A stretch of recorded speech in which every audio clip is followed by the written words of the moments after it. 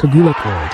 Hindi makapaniwala ang tennis world sa nangyari sa desert courts ng BNP Paribas Open sa Indian Wells Tennis Garden. Wins a Isang makasaysayang blockbuster. gabi para sa Philippine tennis ang nasaksihan ng buong mundo matapos ang matinding 3-set battle kung saan ang Pinay sensation na si Alexandra Ala ay nagpakawala ng isang performance na tunay na ginulat ang international tennis scene. Sa round of 64 ng torneo, tinalo ni Ala ang Ukrainian power hitter na si Diana Yastremska sa isang nerve-wracking thriller na nagtapos sa score na 7-5, 4-6, 7-5. Halos mahigit 2 oras ang laban, puno ng momentum swings, clutch rallies at emotional tension na parang pelikula ang drama sa bawat punto. Nang bumagsak ang huling bola at nakuha niya ang match point, isang eksenang agad nag-viral ang nangyari. Inihagis ni Ella ang kanyang racket sa hangin habang sumasabog ang emosyon sa court. Hindi ito simpleng celebration. Isa itong simbolo ng tagumpay matapos ang matinding laban, isang moment na nagmarka ng kanyang arrival bilang tunay na contender sa world stage. Para kay Ella, hindi lang ito ordinaryong panalo. Ito ang kanyang historic debut bilang seeded player sa Indian Wells, ang tournament na madalas tawaging 5th Grand Slam dahil sa prestige at elite field nito. Ranked world number 32 sa oras ng laban, pumasok siya bilang rising star na sinusubukang patunayan na kaya niya makipagsabayan sa pinakamagagaling sa mundo. Sa kabilang side naman ng net ay si Yastremska, world number 52, ngunit kilala sa kanyang explosive power game at malaking experience sa WTA Tour.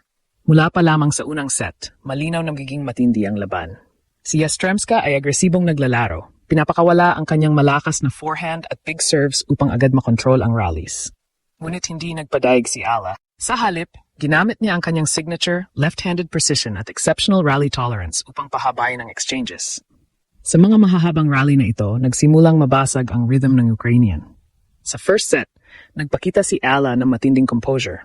Kahit ilang beses siyang na-pressure sa service games, nagawa niyang bumalik sa mga crucial moments. Sa huli, nakuha niya ang set 7-5 matapos ang gritty baseline exchanges na nagpamalas ng kanyang mental toughness. Ngunit hindi basta susuko si Yastremska. Sa second set, lumabas ang kanyang pagiging aggressive shotmaker. Mas naging explosive ang kanyang approach, mas mabilis ang rallies, mas malalakas ang winners. Ang resulta, nakuha niya ang second set, 6-4, na muling nagbalik ng momentum sa kanyang panig. Pagdating ng deciding third set, dito talaga nasubok ang tibay ng loob ng dalawang manlalaro. Ang bawat punto ay parang final point. Mahabang rallies, dramatic break opportunities, at pressure-filled service games ang nagpa-edge sa laban. Ngunit sa dulo, ang resilience ni Alexandra Ala ang nanaig. Sa isang tense na final game na umabot ng halos 10 minuto, nagkaroon siya ng 4 na match points bago tuluyang nakuha ang panalo. Nang pumasok ang final shot, hindi na napigilan ni Ala ang emosyon. Sumabog ang crowd at ang Pinay star ay napahagis ng racket sa sobrang saya. Hindi lamang ang scoreline ang nagpakita ng dominance ni Ala. Sa statistics ng laban, malinaw ang kanyang strategic advantage. Mas mataas ang kanyang service hold percentage at mas consistent ang kanyang break conversion. Habang si Yastremska ay patuloy naghahanap ng quick winners, si Ala naman ay matiyagang nagbuo ng puntos sa pamamagitan ng rally construction at court awareness. Ang kanyang style ay nagdulot ng kalituhan sa kalaban. Ang kanyang lefty angles, pagbabago ng pace, at kakayahang pahabain ng rallies ang nagpilit kay Yastremska na magkamali sa crucial moments. Maraming analysts ang nagsabi na ang tactical patience ni Ala ang naging susi sa panalo. Habang nangyayari ang laban, sumabog naman ang social media sa suporta mula sa mga fans sa buong mundo, lalo na sa Pilipinas. Ang mga video clips ng kanyang clutch rallies at ang iconic racket toss ay mabilis na nag-trend online. Maraming Pinoy fans ang nagpost ng bandila ng Pilipinas bilang suporta, habang international tennis community ay nagbigay ng papuri sa kanyang composure at fighting spirit. Para sa maraming Filipino supporters, ang panalo na ito ay higit pa sa isang match victory.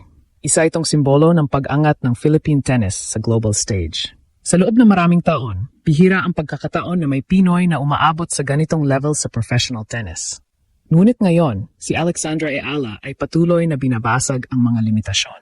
Ang kanyang journey ay hindi rin naging madali. Mula sa pagiging junior champion hanggang sa paglipat sa professional tour, dumaan siya sa maraming challenges. Injuries, early tournament exits at pressure bilang nag-iisang Filipina sa elite ranks ng WTA. Ngunit sa bawat setback, mas lalo siyang tumitibay. Ang panalo laban kay Diana Yastremska ay malinaw na patunay ng kanyang evolution bilang player. Hindi na lamang siya ang promising youngster. isa na siyang legitimate contender na kayang makipagsabayan sa pinakamahusay sa tour. Bukod pa rito, malaki rin ang epekto ng kanyang tagumpay sa Asian tennis. Sa isang sport na matagal nang dominated ng European at American players, ang pag-usbong ng mga Asian talents tulad ni Ella ay nagpapakita na lumalawak ang global reach ng tennis. Ngayon, ang susunod na hamon para kay Ella ay mas lalong mabigat. Sa susunod na round ng tournament, haharapin niya ang American superstar na si Coco Gauff, isa sa mga pinakamatitinding player sa WTA Tour at isang Grand Slam champion. Ito ay magiging isa pang malaking test para sa Pinay star. Ngunit matapos ang ipinakita niyang performance laban kay Yastremska, maraming fans ang naniniwala na kaya niyang gumawa muli ng upset. Sa ngayon, isang bagay ang malinaw. Ang panalo na ito ay hindi lamang isang moment ng personal success para kay Alexandra Ayala. Isa itong sandali na nagbigay inspirasyon sa buong bansa. Mula sa mga batang nangangarap maging tennis player hanggang sa mga Pilipinong sumusubaybay sa kanyang journey sa international stage, ang kanyang tagumpay ay nagsisilbing paalala na kayang maabot ng Pinoy ang pinakamataas na antas ng sports. At habang nagpapatuloy ang kanyang kampanya sa Indian Wells, isang tanong ang patuloy na bumabalot sa tennis world. Ito na ba ang simula ng mas malaking era para kay Alexandra Ayala? Kung ang laban na ito ang magiging basehan, malinaw na ang Pinay Warrior ay handa ng harapin ang mas malalaking laban. At kung magpapatuloy ang kanyang momentum, maaring hindi na lamang ang Indian Wells ang kanyang susunod na target, kundi pati ang pinakamalalaking titulo sa mundo ng tennis. Sa ngayon, isang bagay ang sigurado, kinulat ni Alexandra Ayala ang mundo, at hindi pa ito ang huling beses na mangyayari yon. Sa huli, ang epic na panalo ni Alexandra Ayala laban kay Diana Yastremska sa BNP Paribas Open ay higit pa sa isang simpleng match victory. Isa itong moment na tunay na ginulat ang mundo at nagbigay ng bagong pag-asa sa Philippine tennis. Sa loob ng mahigit 2 oras na laban, ipinakita ni Ayala ang kombinasyon ng tapang, talino sa laro at mental toughness na bihirang makita sa isang batang atleta.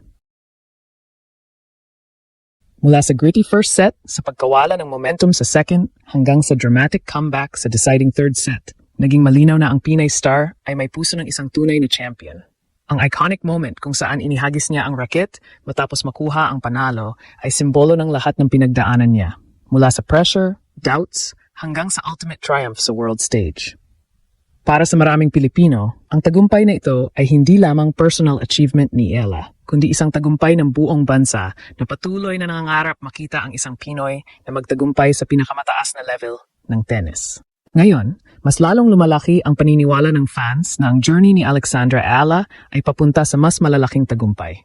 Mga Grand Slam runs, top 20 rankings, at posibleng mas makasaysayang moments sa global tennis stage.